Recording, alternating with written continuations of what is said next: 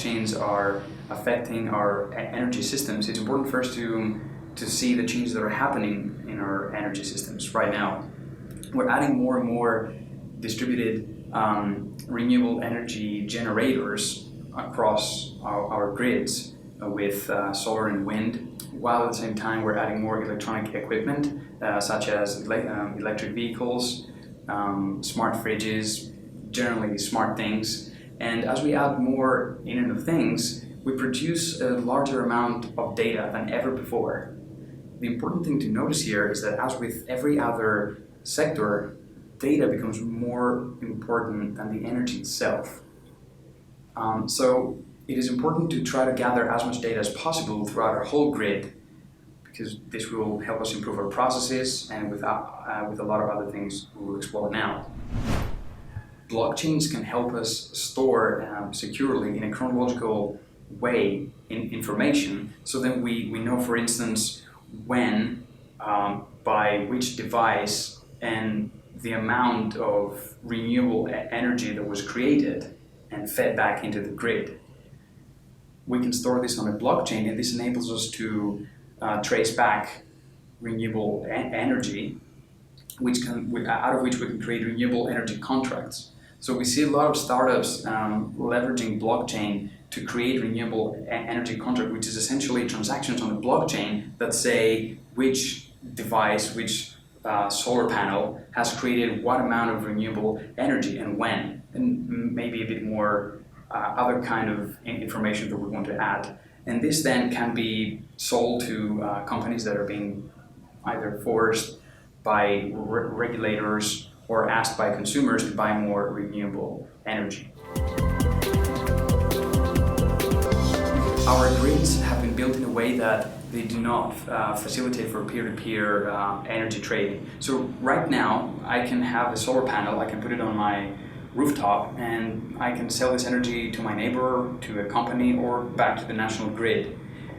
Regulators do not allow for that, and the grid has not built to facilitate that.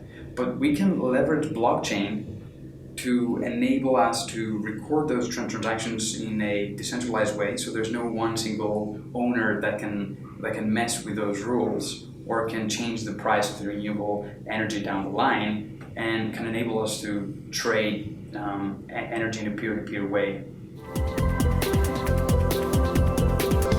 Another way that blockchains can help accelerate decarbonisation is the concept of tokenization. So we can tokenize the form of ownership of renewable energy infrastructure, maybe a huge solar plant, which then can be broken down into small tokens that can be bought by individuals who would like to participate and fund this project, but with smaller funds.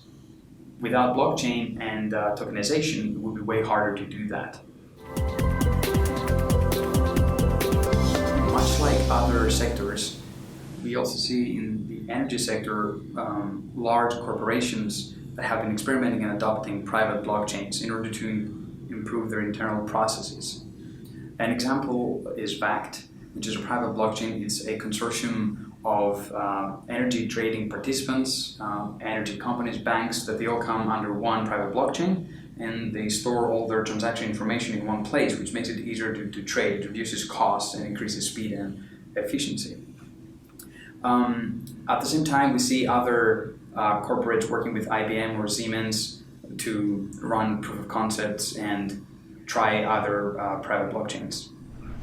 Then we see a lot of technological innovation from startups, such as Powerledger, LO3, Energy Web Foundation, which actually create a specific blockchain for the energy sector. So they have forked Ethereum, they've kept some stuff from Ethereum that works, and they've changed a few other things, such as the consensus mechanism, to make sure that it works for the energy sector.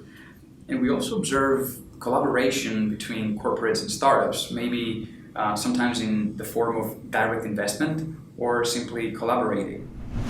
On one hand, large corporations have already set an energy chain, if you will, that gives them a competitive advantage to roll out new features. At the same time, they're being hindered by the traditional process of how they have been running things. for years and years now, while new companies are more agile and easier to adopt new ways of enabling us to transact energy, sell, buy, and so on. So I really don't know what's going to happen.